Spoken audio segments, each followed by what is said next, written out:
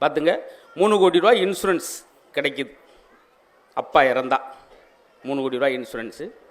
இறந்துட்டாருன்னா வேலை மயனுக்கே கிடைக்குது அப்படின்றதுக்காக அண்ணனும் தம்பியும் பேசி இருக்கிறதுலே ரொம்ப கடுமையான விஷத்தன்மையுள்ள பாம்பு எதுன்னு அவங்க ரிசர்ச் பண்ணி 3 மாத முடிவெடுத்து கட்டு விரியம் பாம்பை கொண்டு வந்து பெட்டில் விட்டு அப்பாவே கொன்று அந்த 3 கோடி ரூபாய் வாங்கி அவன் அனுபவிக்கிற விதம் இருக்குது. பார்த்தீங்களா?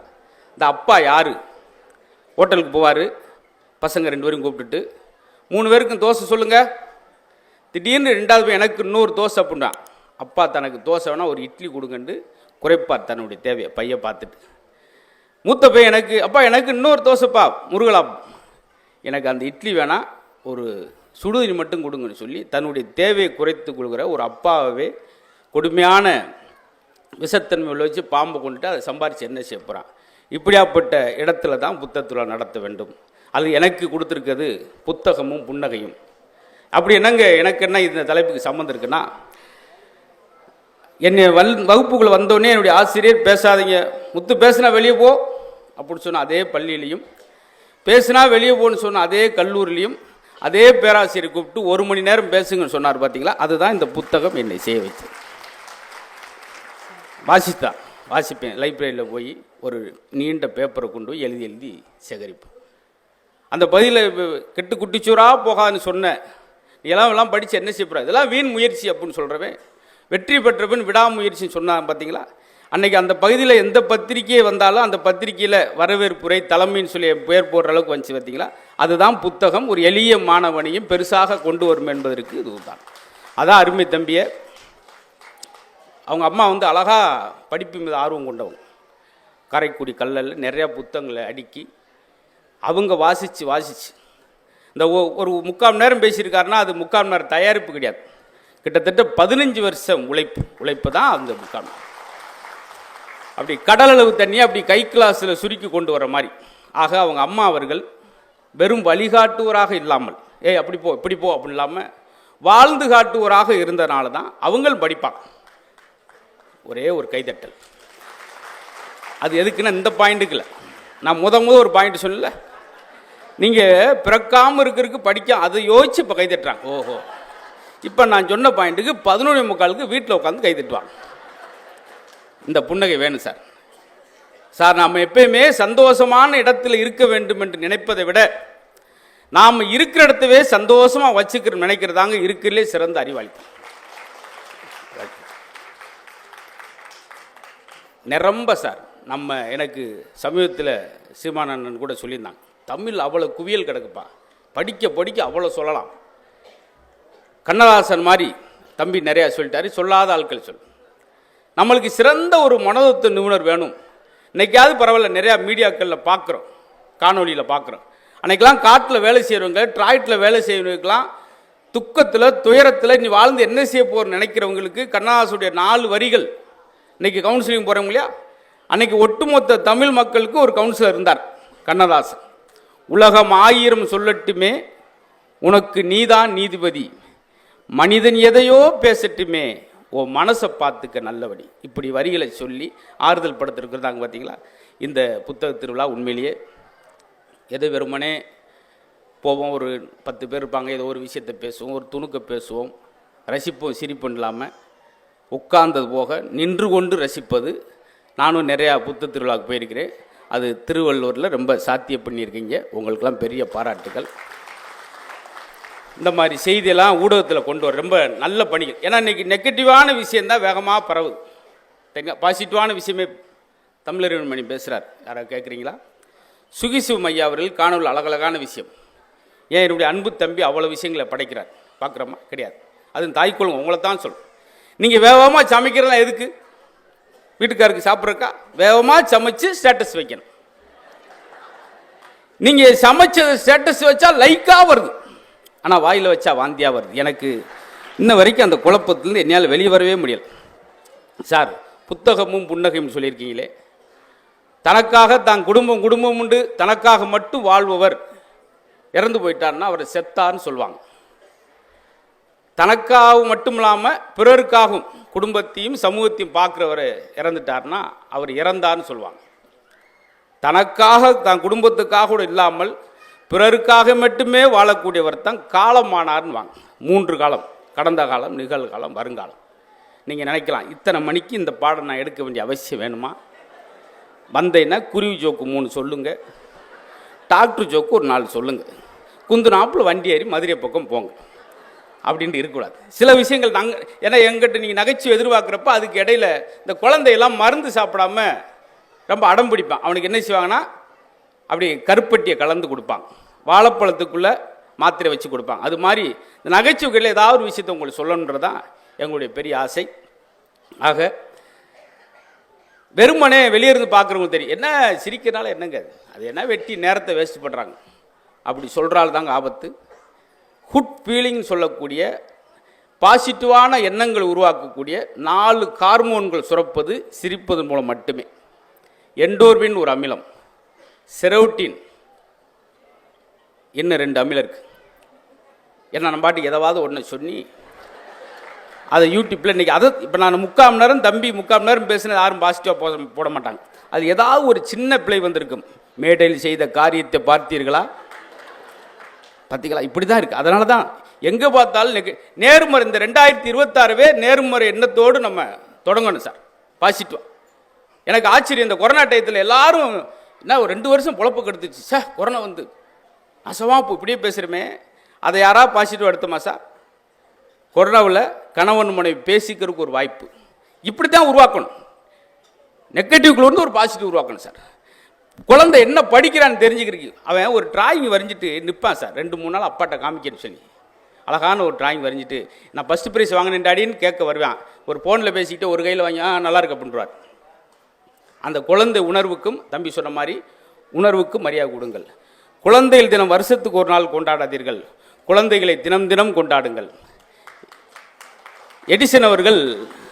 எடிசன் அவங்க அம்மா ஸ்கூலில் சேர்த்து விட்டோடனே அவனை ஒரு 4-5 நாள் பார்த்துட்டு அந்த வாத்தியார் என்ன செஞ்சா தெரியுமா, இவனை தேர்த்த முடியாதுன்னு சொல்லி ஒரு பேப்பரில் எதற்கும் லாயக்கற்றவன் இவர் ஒரு முட்டாள், இவனுக்கு சொல்லித்தர முடியாது அப்படின்னு ஒரு பேப்பர் எழுதி உங்கள் அம்மாட்ட கொடுத்துறான். அம்மா என்னம்மா எழுதியிருக்காங்க? சார் என்ன எழுதியிருக்காங்க? அதை பார்த்துட்டு சொல்ல முடியுமா? நீ ஒரு முட்டாள்ரா, உனக்கு எதுவுமே வராது, இவனை படிக்க வைக்க முடியாதுன்னு எழுதியிருக்கான்னு சொல்ல முடியுமா? அதுதான் அம்மா, அதான் பாசிட்டிவிட்டி. தம்பி நீ பெரிய அறிவாளியாமடா, உனக்கு பாடம் சொல்லித்தருக்கு வாத்தியாருக்கு அறிவில்லையாமடா அப்படி சொல்லிட்டு அந்த பேப்பரை ஒரு புத்தகத்தில் வச்சுட்டாங்க. அவனுடைய எளிய நடையிலே அவங்க அம்மா சின்ன சின்னதாக, அவன் நெடிசன் வந்து நிறைய கேள்வி கேட்டுக்கிட்டே இருப்பார். ஏம்மா எதுக்கு அந்த கோழி போய் அந்த முட்டையில் படுத்துருக்கு கேட்டுக்கிட்டே இருப்பார் கேள்வியா. சின்ன சின்னதாக அம்மா தனக்கானதாக சொல்லி கொடுத்ததுனால தான் உலகத்தில் இப்படி ஒரு விஞ்ஞானி 1200 கண்டுபிடிப்புல கண்டுபிடிச்ச ஒரு விஞ்ஞானி இருக்கான்னா அது எடிசன் சார். அந்த வார்த்தை அவன் காதில் கேட்டிருந்தா அது உருவாக்கி இருக்குமா? அந்த வீடு காலி பண்ணும்போது அந்த பேப்பரை அந்த எடுக்கும்போது அந்த பேப்பர் எடுத்து பார்க்குறான், எதற்கு லாய்க்கற்ற முட்டாள் அப்படின்ற அந்த பேப்பர் இருக்குது, அதை பார்க்குறாரு. பார்த்தீங்களா அம்மா எப்படி நம்மளை பாசிட்டிவாக வளர்த்துருக்காங்க. குழந்தைய கூட அப்படி தான் வளர்க்கணும்.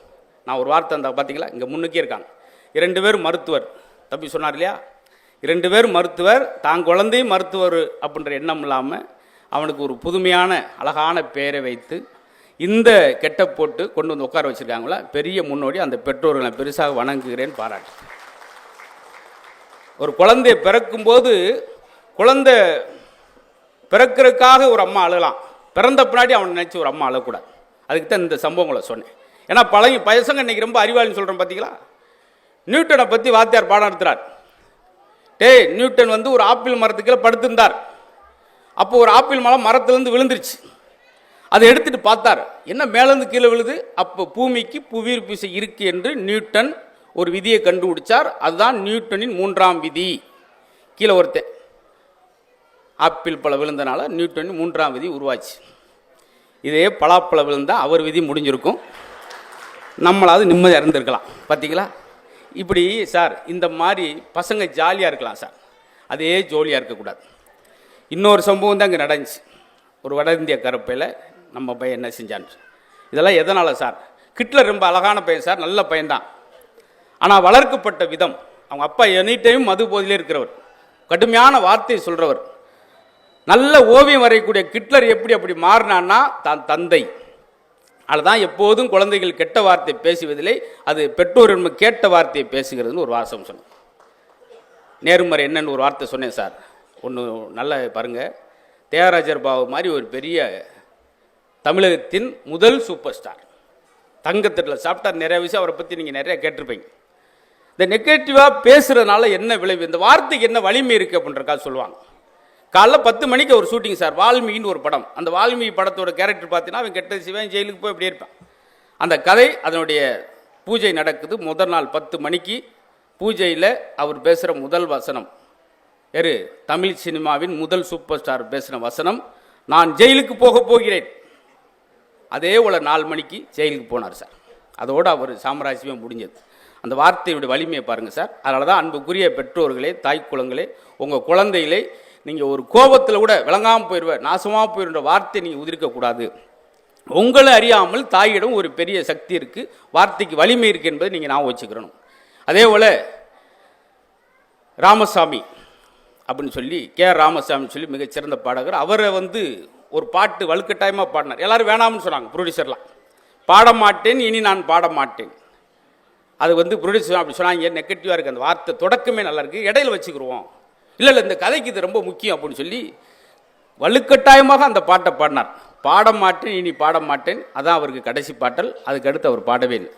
வரலாறுல சின்ன சின்ன விஷயங்களை பாருங்க. டிஎம் சவுந்தரராஜன் மாதிரி பெரிய உச்சத்தில் இருந்த பாடகர் யாரும் கிடையாது. அவர் ஒருதலை ராகத்தில் அவர் பாடினது, என் கதை முடியும் நேரம் இது, நான் ஒரு ராசியில்லா ராஜா. பார்த்தீங்களா, ஒரு ஆளுடைய சோகத்தை சொல்கிறேன், கெக்குன்னு சிரிச்சுக்கிட்டு இருக்காரு. இதுலேருந்து என்ன தெரியுதுன்னா, மதுரமுத்து என்ன சொன்னாலும் அது ஜோக்குன்ற மாதிரி ஆகிப்போச்சு. நானாக ஃபீல் பண்ணி இன்றைக்கி ஒரு புதிய முயற்சியில் சிந்தனையாக பேசணும்னு பேசுகிறேன். அதுக்கும் சிரிக்கிறார், செத்து உருண்டிருக்காரு அப்படின்னு. சூப்பர் சார், செத்து எப்படி உருண்டிருக்கான் பாரு. இதான் சார் கால மாற்றம். முன்னாலாம் 10 ரூபா இருந்தால் சார் 10 பேர் சாப்பிட்லாம். அன்றைக்கி ஒரு ஹோட்டலில் எட்டி பார்த்தேன், 80 ரூபா பில் போட்டாங்க சார். நானாவது எட்டி பார்த்தேன், என் பக்கத்தில் இருக்கு 150 ரூபா, அவன் கொஞ்சம் மோந்து பார்த்துட்டான் அப்படின்னு. இதை பேர் தான் காலம் சார். ஆரோக்கியத்தை பற்றி சொல்கிறோமே, இது பூரா நான் பாராம புத்தகத்திலேருந்து சொல்கிறது. அதனால தான் புத்தகமும் புன்னகையும். ஆரோக்கியத்தை பற்றி சொல்லும்போது, அன்றைக்கெல்லாம் பெண்கள் மேனுவல் ஒர்க்கு சார். எங்கள் அப்பத்தா 124 வயசு இருந்தாங்க. 124 வயசு. இந்த ஆட்டு உரல் என்னைக்கு வீட்டை விட்டு வெளியே போச்சோ, இந்த உடல் மருத்துவமனைக்கு போயிடுச்சு. ரொம்ப நன்றி. இது மித்த ஊரில் கைதிட்டினாங்கன்னேன்னு சொல்லி நான் கேப்ப விட்டேன். நீங்கள் அதை விட பெரிய கேப்ப விட்டீங்க. அதனால தான் எல்லா இடத்துலையும் ஒரே மாதிரி எதிர்பார்க்கக்கூடாது. எங்கள் அப்பத்தா மதுரை திருமங்கலத்தில் இறக்கும்போது 124 வயசு. என்ன காரணம்னு சொல்ல இன்னைக்கு உள்ள இளைய தலைமுறை தெரிஞ்சுக்கிறதுக்காக சொல்கிறேன். பெண்கள் அவங்க ஒரு நாள் கூட மிஷின் பார்த்ததே கிடையாது. இந்த நீங்கள் வேக்கம் கிளீனர் ஏதோ சொல்கிறீங்களா, அது கிடையாது. காலைல 3:30 மணிக்கு ஒரு சின்ன அரடி விளக்கமாக எடுப்பாங்க. கீழே குனிஞ்சு கூட்டிக்கிட்டே போனாங்கன்னா பக்கத்து தெருவுக்கு போயிடுவாங்க. அங்கே ஒருத்தன் சைக்கிள் ஏற்றிட்டு வந்து மறுபடியும் விட்டுட்டு போவேன். 5 ஆளுக்கு இங்கிட்டு கூட்டிக்கிட்டே போய் பஸ் ஸ்டாண்டு பக்கம் போயிடுவாங்க. மறுபடியும் அவந்திக்கிட்டு வந்து விட்டு போவேன். ஏன்னு சொல்கிறேன்னா சார், வியர்வையை சேமிக்கிறவன் வியாதியை சேமிக்கிறான். 124 வயசுன்னு சொல்கிறோமே, எதனால் சார்? இந்த வேர்வை வெளியே வந்துக்கிட்டே இருக்கேன் சார். டாக்டர் சொல்கிறார்ல, நல்லா வேகமாக நடங்க. இக்கிகாய் அப்படின்றது மிகச்சிறந்த ஒரு புத்தகம் சார், ஜப்பானிய புத்தகம். சிறந்த சுய முன்னேற்றத்துக்கான புத்தகம் அதான். எல்லா நாட்டுகளுக்கும் ரொம்ப பிரசித்தி பெற்ற இக்கிகாய்ன்ற ஒரு புத்தகம். அதில் தான் 94 வயசு வரைக்கும் ஒரு தீவில் ஆரோக்கியமாக இருக்காங்க. 70 வயசில் குழந்தை பெற்றுக்கிறாங்க. அதுக்கு காரணம் என்னன்னா, ஜப்பானியர் நடக்க மாட்டான், நடக்காமல் கொஞ்சம் வேகமாக ஓடுவேன். நீங்கள் பாருங்கள், நாட்டில் ட்ரெயின் கூட போய் நடந்துக்கிட்டே இருப்பேன் வேகமாக. இதைத்தான் மருத்துவர் என்கிட்ட சொன்னது, 3/4 மணி நேரம் போங்க முத்து, ஸ்பீடாக நடங்க, கையை வீசி வீசி நடங்க, பக்கத்தில் செல்போன் பேசக்கூடாது. இதுதான் ஒரு வாக்கிங்கான அழகு. 3/4 மணி நேரம் முடிஞ்சோன்னா 10,000 அடி சட்டையை கழுத்தி புளியணும், வேர்க்கணும். இதுதான் வாக்கிங். ஆனால் நம்மால் இன்றைக்கி என்ன செய்கிறான், 2 ஸ்டெப்பு போகிறேன், 2 உளுந்த விட ஒன்று லவக்குன்னு மேய்ஞ்சி செம்மறியாடு மாதிரி மேய்ஞ்சிட்டு, அது நான் போண்டாவா, அது பார்சல் கட்டினேன், முறுக்கு 4 கொடுங்க, ஏன்னா அங்கிட்டு போய் கொஞ்சம் தாகமாக இருக்கும், அது நான் டீயா ஒரு 1/2 லிட்டர் ஊற்றுங்க. அப்புறம் 16 வருஷம் வாக்கிங் போகிறேன், ஒன்றும் வெயிட்டு குறையிலையே. எப்படி குறையும்? நீ 200 ரூபா பைக்கில் வச்சுட்டு போகிற, உங்களை நிறுத்து. மொத்தம் ஒரு வாக்கிங் எப்படி இருக்குன்னா, நடையில் ஆரம்பித்து வடையில் முடியுது. இதுக்கு பேர் வாக்கிங்கா சார்? கிடையவே கிடையாது. ஆச்சரியமாக இருக்கும் சார். ஆனால் வாக்கிங் போகிறவங்க நான் ஒரு சின்ன டிப்ஸ் என்னால் முடிஞ்சது சொல்கிறேன். நல்ல வேகமாக நடக்கணும், நல்ல வாக்கிங் வேணும்னா நிறையா தெருநாய்கள் இருக்க தெருவில் போங்க. அவ்வளோ ஸ்பீடாக அப்படின்னு 3/4 மணி நேரம் நிற்காம ஓடுவீங்க.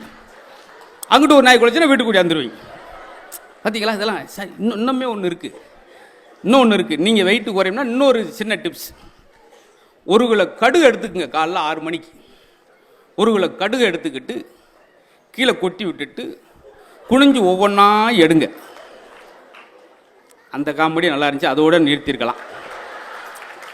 இதை சொல்லி அதை விட இதை ஸ்கோப் வாங்குறேன்னு சொல்லி தற்பெருமையில் இருக்கிற பேர் என் பேரை வேற யாரும் கெடுக்க வேணாம், நானே கெடுத்துட்டு போனாத்தான். பார்த்தீங்களா சார்? ரசிக்கணும் சார். நான் முந்தின நாள் ரசித்தது சொல்கிறேன் சார். புத்தகங்களோடு நீங்கள் வாசிப்பதும், நல்ல இசை, மெல்லிசான இசையை கேட்பதும், கண்ணில் தண்ணி வர அளவுக்கு குலுங்கி சிரிப்பதும் உங்களுக்கு வாழ்நாளில் 5 ஆண்டுகளை நீட்டுகிறது. நான் வெறுமனே இங்கே வந்து பேசுகிறோம், நகைச்சுவாக பேசுகிறோன்றத யாரும் வீண் நினைச்சிட வேணாம். கவி பேரரசு தான் சொல்கிறார், எந்தெந்த வீட்டு திண்ணையெல்லாம் சிரிப்பொலி கேட்கிறதோ அந்த வீட்டு திண்ணையில் மரணம் வந்து உட்கார்வதே இல்லை. உன்னுடைய சிரிப்பின் நீளம் எவ்வளவோ அதுதான் உன்னுடைய ஆயுளின் நீளம். நீ ஒவ்வொரு முறை சிரிக்கும் போதும் உன் சவப்பட்டிலிருந்து ஒரு ஆணி கழட்டப்படுகிறது. வாழ்க்கை பூட்டியே கிடக்குது, அது சிரிப்பு சத்தம் கேட்டால் மட்டும் திறந்துகிறது. பார்த்தீங்களா? நம்மாழ்வார் சொல்கிறார் சார், உலகத்திலே சிறந்த நீர் 2 தான். ஒன்று கண்ணீர், இன்னொன்று உமிழ்நீர். இந்த உமிழ்நீர் வந்து எல்லா புண்களையும் ஆற்றக்கூடிய அற்புதமான விஷயம். நல்லா ஊறுகாய் பார்த்துட்டு தயிர் சாதம் சாப்பிடுவாங்க பார்த்தீங்களா? உமிழோடு சாப்பிடுவாங்க. உமிழோடு சாப்பிட்றவனுக்கு சுகர் வந்ததா வரலாறே கிடையாது சார். அது இல்லாதனால தான் இன்றைக்கி சிக்கல். இந்த உமிழ் பாருங்கள், ஏதாவது ஒரு யானை, ஒரு நாய்க்குட்டி, ஒரு பூனைக்குட்டியை பாருங்களேன், அது புண்ணை அதே நாவால் நக்கி ஆற வைக்கும். அதனால தான் சொன்னது. இன்னொன்று, இந்த மேடையில் இப்போ தம்பியெல்லாம் முத்துக்குமரெல்லாம் சிரிச்சிருக்கு. அன்னைக்கு அண்ணனை பற்றி என்ன பேசினாரோ இவ்வளோ உச்சத்தில் வந்தாலும் அதான் பேசுவார். இவங்கெல்லாம் ஜெயிச்சது காரணம் என்ன தெரியுமா? ஒரு பேச்சாளன் யார் என்றால், வாயை பயன்படுத்தவன்லாம் பேச்சாளன் அல்ல, வார்த்தையை பயன்படுத்தவன் தான் பேச்சாளன். சார், சங்கு ஊதிட்டாங்க அப்படின்னா அது நெகட்டிவ் சார்.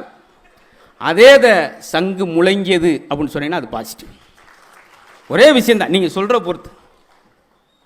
ஏன் மாடு அப்படின்னா கோப்படுவான், அவன் பசு போலங்க அப்படின்னா 2 டீ வாங்கி கொடுப்பான். நம்மளாம் உருவாக்கிக்கிறேன் சார். ஆனால் எப்படி பேசுவோம் தெரியுமா? பக்கத்து வீட்டில் ஒரு பெரியவர் செத்து போட்டுமே, அங்கிட்டு போயிடாங்க 8 மணிக்கு மேலே செத்து ஆவியாக திருறாரு.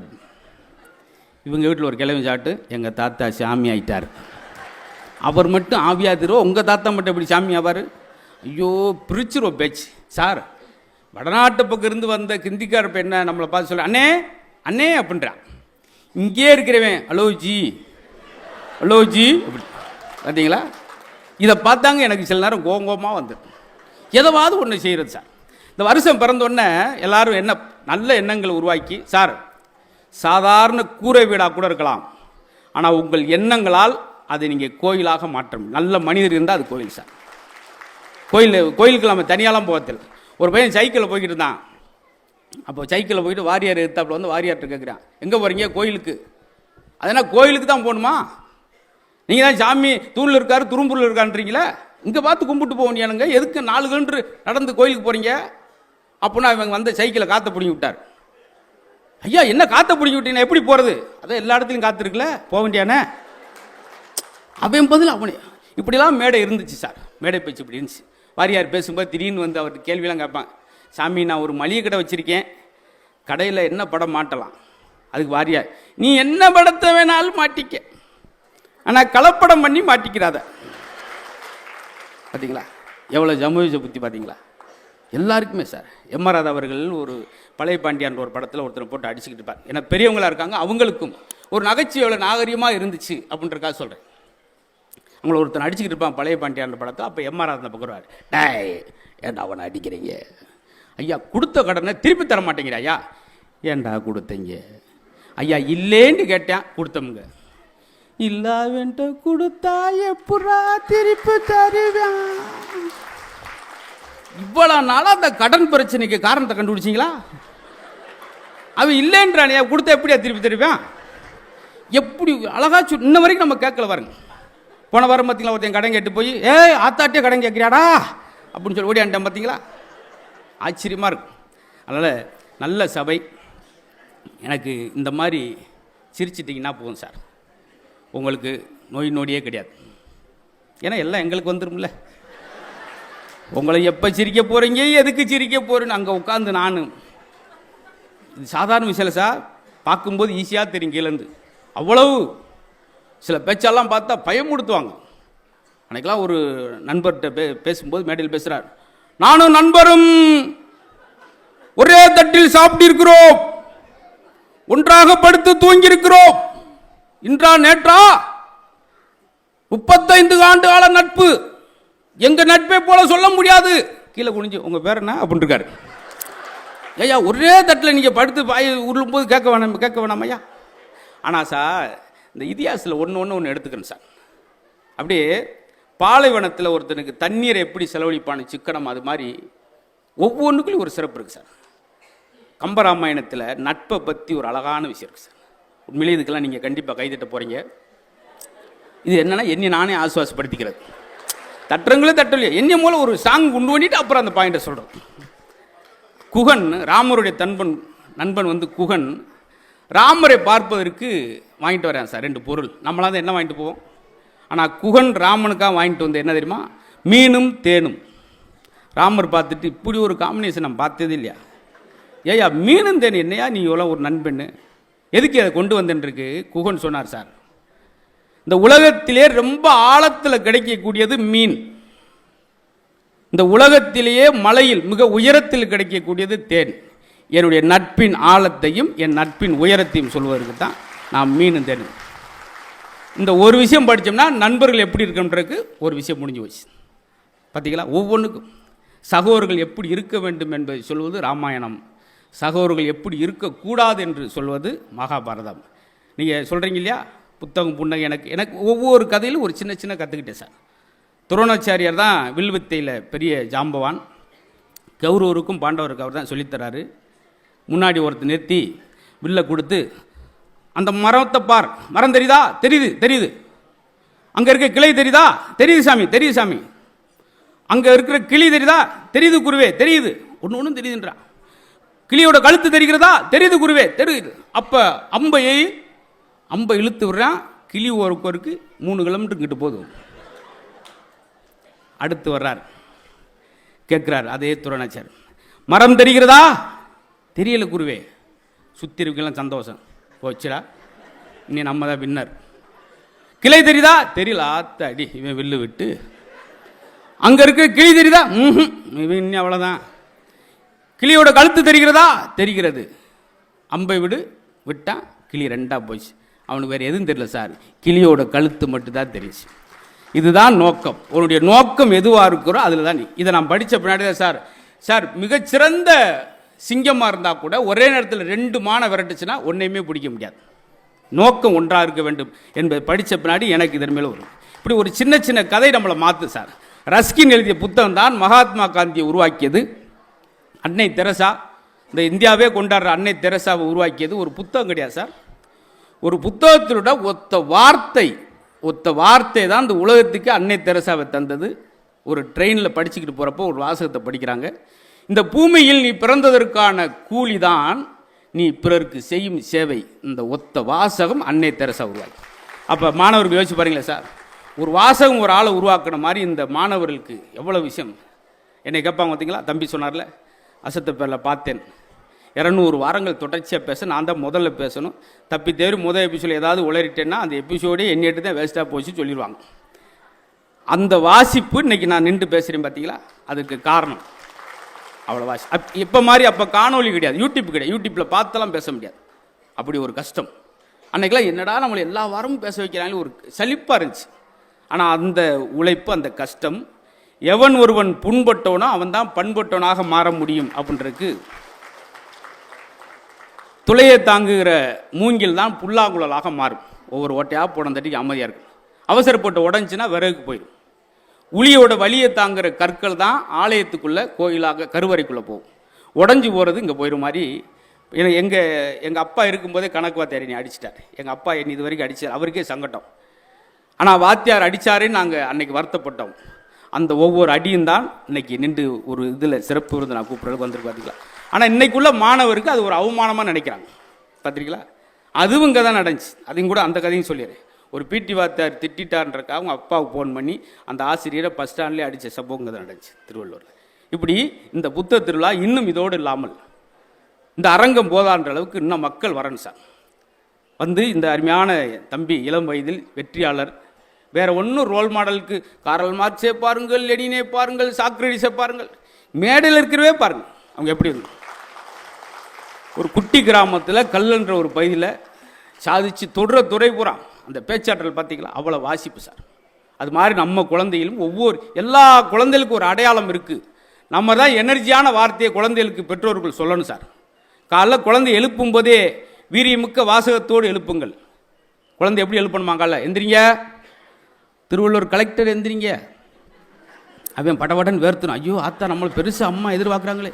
கமிஷனர் எந்திரிங்க, அவனுக்கு அப்பயே ஒரு அப்போ சார் நம்ம எண்ணம் பாரதியார் சொன்ன மாதிரி பெரிதினும் பெரிதுகள். நீ இன்ஜினியர் ஆகும் நினைச்சாதான் கொத்தனார் வேலைக்காவது போக முடியும். எடுத்தோடனே கொத்தனார்னா சித்தால் போய் சீரஞ்சி எடுக்க வேண்டியதான். இருக்கோ இல்லை பெருசாக உன்னை கேளுங்க. அது மாதிரி குழந்தைய அப்படி கவர்னர் எந்திரிங்க, கமிஷன் எந்திரிங்க சொல்லணும். அவனுக்கு ஒரு நம்பிக்கை, ஐயோ அம்மா பெருசாக எதிர்பார்க்குறாங்க. ஆனால் நம்ம காலைல குழந்தை எப்படி எழுப்புறோம்? எந்திரி எருமை, ஆட்டோ அரை மணி நேரம் ஆச்சு, அவன் எருமை மாதிரியே தான் இருப்பான். எனக்கு இந்த மாணவர்கள் ஏன் பிடிக்கும்னா சார், நாங்கள் படிக்கும்போது 8 கொஸ்டின் கொடுத்து 5க்கு ஆன்சர் எழுதுனா முழிப்போம். ஆனால் இன்னைக்குள்ள பசங்க 8மே எழுதுறான் சார். ரைட்டோ தப்போ எழுதுறான் பார்த்தீங்களா, அதவே பாராட்டணும். சாய்ஸில் விட மாட்டேங்கிறான். கடல் அரிப்பை தடுக்க நாம் என்ன செய்ய வேண்டும்? லேசாக சொரிஞ்சு விட வேண்டும். பார்த்தீங்களா, அதை ஒரு சாய்ஸில் விடல. இல்லை சார், ஏதோ ஒன்று ஃபில் பண்ணுறால. நம்ம படிக்கும்போதெல்லாம் 1 மார்க் கொஸ்டினுக்கு 1 வரி தான் எழுதுவோம். ஆனால் இன்னைக்கு 1 வேர்டுக்கே 13 எழுதுறவனா இருக்கியா சார்? கஸ்தூரிபாய் குறிப்பு அவன் வாங்கி பார்த்தேன், ஒன்றுமே தெரில, குறிச்சிருவோம். காந்தி மனை நோட்டா 1 மார்க் கிடச்சிரும். ஆனால் அவனா ஒரு பாயை உருவாக்கிட்டான், கஸ்தூரி பாய். இது ரொம்ப அகலமான பாய். இந்த பாய் எடுத்துகிட்டு போய் மெத்தில் விரித்து எல்லோரும் உட்காந்து தூங்கலாம், நடு வீட்டில் விரித்து எல்லோரும் சாப்பிடலாம். இந்த பாயை 2ஆக கழித்து 2 வீட்டுக்கு கொடுக்கலாம். அவர் சட்டையை கிழிச்சிட்டார். என்னப்பா கிழிச்சுக்கிட்டே போகிறான், அடுத்த பக்கத்தை திரும்ப அங்கிட்டு தான் ஆரம்பிக்கிறான். கஸ்தூரி பாயின் வகைகள்: ஒலப்பாய், தார்பாய், நார்பாய், ஆஃபீஸ் பாய், ஸ்கூல் பாய், ரூம் பாய். அவருக்கு படபடன்னு வேர்த்து 2 குளுக்கோஸ் ஏற்றிட்டு வந்து உட்காந்துருக்காரு. ஐயோ இன்னைக்கு கொல்லாம விட மாட்டேன் போலையே, இவன் என்னதான்டா சொல்ல வர்றான்னு சொல்லி அடுத்த பக்கத்தை திருப்புற அங்கிட்டு ஆரம்பிக்கிறான். கஸ்தூரி பாய் வாஜ்பாயை விட பெரியது. 4 மாத்திரை போட்டுட்டு கெச்சம் கடிச்சார். சார் நான் வேலையை ரிசைன் பண்ணிக்கிறேன், எங்கேயாவது விருந்தினர் பஸ் ஸ்டாண்டில் போய் வெள்ளரி பிஞ்சு இழந்தப்பழ வியாபாரம் பார்த்து பொழைச்சிக்கிறேன். இப்படி ஒரு பொழப்பு எனக்கு தேவையில்லை சார். என்னய்யா 15 வக்கு எழுதியிருக்கா சார் 1 வேர்டுக்கு? அவர் அங்கிட்டு இருந்து போனை கட் பண்ணியா, உனக்கு அது 15 வக்கு எழுதியிருக்கான், பெரும்படு. எனக்கு ஒரே ஒரு என்னையை குழப்பிருக்கா ஐயா. என்ன சார்? கஸ்தூரி பாய் இல்லை கேள் அப்படின்னு ஓட்டிருக்கேன். நான் யார்கிட்ட போயா கேட்பேன், ஏயா வத்திரிச்சல் கலப்புற. பார்த்தீங்களா, இதை நம்ம சிரிக்கிறோம், பாராட்டன்ல. இவன் தான் சார் பெரிய படைப்பாளி. அவர்தான் ஒரு சீரியல் 15 வருஷத்துக்கு எடுக்கிறாங்க பார்த்தீங்களா, அது இவன் தான். ஆச்சரியமா இருக்கும். ஒரு சீரியல் கதை முடியவே இல்லை, டைரக்டர் எவ்வளோ சொல்லி பார்த்தாங்க, சார் முடிங்க சார் முடிங்க சார், என் பேரெல்லாம் பெரியவனா வந்து கேட்குறேன் சார், கதையை முடியும். டைரக்டர் முடிக்கவே இல்லை, கடைசியில் டைரக்டரே முடிச்சுட்டாங்க. போடா நீ வசப்பட மாட்டடா, நீ நானும் சொல்லி பார்த்துட்டோம்டா. பார்த்தீங்களா, இதா சார் குழந்தை செல்வம். குழந்தையில பென்ட்ரைவ் மாதிரி வைக்காங்க. பென்ட்ரைவ் என்ன செய்யுது? காப்பி பண்ணி பேஸ்ட் பண்ணும். குருட்டு மனப்பாடம் பண்ணி வளர்கிற குழந்தைய விட சுயம்பா எழுதுகிற குழந்தைகளும் சாதிப்பான். நாங்கள் படிக்கும்போலாம் தமிழ் கொஸ்டினாக ரெகுலராக ஒரு கொஸ்டின், செய்வனை என்றால் என்ன, சேப்பாட்டுவன். அதுக்கு ஒருத்தர் ஆன்சர் எழுதினான். 3 மாதம் அந்த பேப்பரை திருத்தன வாத்தியார் ஐசுவாடில் படுத்துட்டார். படித்ததுக்கே எழுதியிருக்கான், செய்வனை என்பது நம்மளுடைய பரம்பரை எதிரிகளுக்கோ அல்லது ஜென்ம விரோதிகளுக்கோ கைகால்கள் விளங்காமல் போக வேண்டும் என்று நாம் கோடாங்கியும் சோசியரையும் கூட்டு வந்து எலுமிச்சம்பழம் கோழி முட்டை பொம்மையில் வைத்து சுடுகாட்டில் உட்கார்ந்து நாம் செய்வதான் செய்வினை. உதாரணத்திற்கு எங்கள் பெரியப்பா எங்களுக்கு செய்துள்ளார். ஏன்னா உதாரணத்துக்கு ஒரு மார்க் இருக்கு. இவ்வளோ விஷயம் இருக்குது பார்த்தீங்களா சார். இதெல்லாம் எதுக்கு சொல்கிறேன்னா, எதுக்கோ சொல்கிறேன் நினைக்காங்க. இப்போ உங்களை வந்து ஒரு ஒரு சாக்கு நிறையா ஒரு 40 மரக்கால் நெல்லை போடும்போது அதுக்கடுத்து போட முடியாது. அப்போ அது ஒரு குழுக்குனா கொஞ்சம் ஸ்பேஸ் கிடைக்கும். அது மாதிரி நீங்கள் சிரிக்கும்போது உங்கள் கவலையெல்லாம் வெளியே போகணும் சார். அதுக்காகத்தான். ஏன்னா மனசு விட்டு உண்மையாக ஒரு நிமிஷம் சிரிச்சா டாக்டர் சொல்கிறதான் ஒரு சொல் ரத்தம் ஊறும். இப்போ 1 மணி நேரம் சிரிச்சிருக்கீங்க, ரத்தம் கோப்போன்னு ஊறி காது வழியாக மூக்கு வழியாக ஒழுகுனாலும் ஒழுகும். இதெல்லாம் இருக்கட்டும் சார், நான் சொல்ல வந்த விஷயம் தான்.